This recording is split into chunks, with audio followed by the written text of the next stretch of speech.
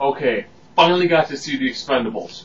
You know, the Jason Statham, Sylvester Stallone, Jet Li, Dolph Lundgren, Randy Couture, Steve Austin, Bruce Willis, Arnold Schwarzenegger, Mickey Rourke, Eric Roberts, Terry Crews.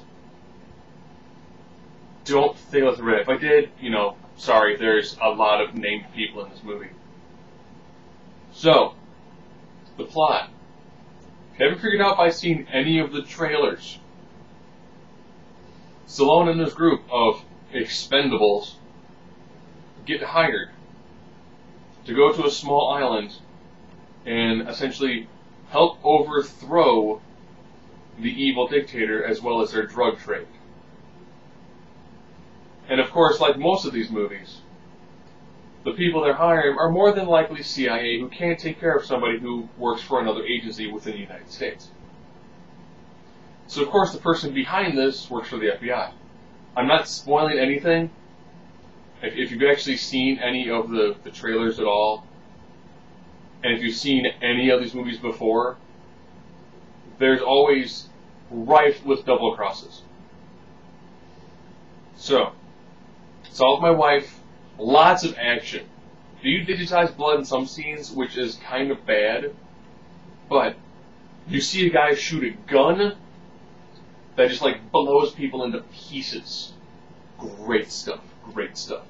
There is a ton of gunfire and a ton of explosions, and then like cheesy one-line guy commentary. Jokes about Jet Li being short. Randy Couture has a small monologue about his cauliflower ears. It's normally fairly light, fairly, brisk, lots of action. Now, I have heard complaints about Mickey Rourke as a soliloquy, or a monologue, if we're going to look at it, that is so deeply emotional.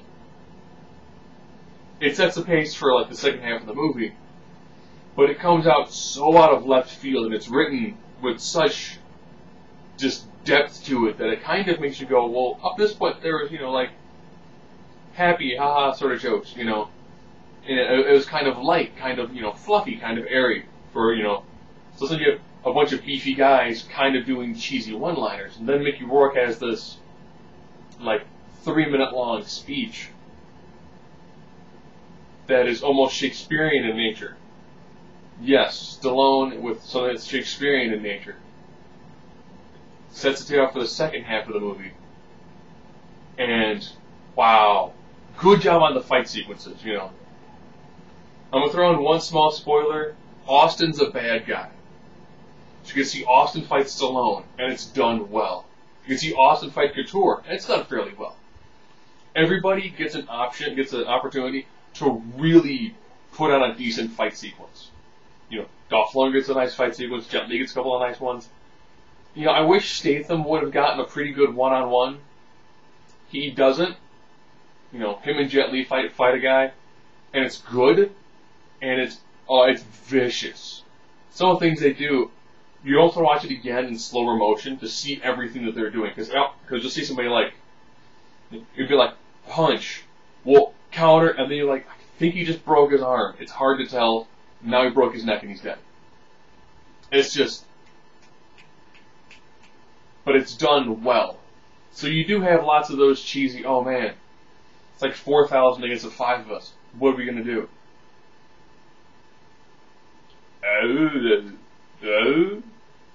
Explosions, explosions, gunfire, gunfire, gunfire, gunfire, gunfire. People running out of ammo. Getting other guns, gunfire, gunfire, gunfire, gunfire, gunfire, gunfire. Explosions, explosions, grenades.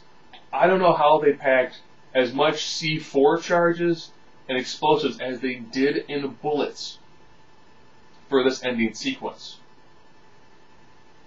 You're almost thinking, okay, he's got to have, like, what, 13, 14 grenades a piece, not to mention all the C4 charges? And, like, what, 300 rounds of ammo? And he can still fist fight, like 9 guys at a time. This is guy movie. This is straight up guy movie. Walking in there, This is a, you can kind of check your brain at the door. Even though I'll say this, the dialogue when it's Willis, Stallone, and Schwarzenegger, oh, is good. You know, Stallone wrote it, and Stallone throws in jabs to almost everybody. It's good, it works, it flows smoothly, it leaves enough open for easy sequels. And I'll be honest, after having watched it, I would love to see a couple more of these movies. Now, it's primarily Stallone and Statham, and they work well. And when it's more focused on Jet Li, it feels kind of like a Jet Li movie. When it's more focused on Statham, it feels more like a Statham movie. So, whoever the primary sequence is focused on, it gives you that feeling of that it's someone else's movie, while the whole time it's a Stallone Statham flick. It was good. It was action-packed. The plot, this is a movie that wasn't designed to have a lot of plot. It was designed to have exposition, gunfights, fistfights, explosions. And on those measures, you know what? It worked. It worked beautifully. And I'm looking forward to hopefully to catch Machete sometime, which looks to be about the same.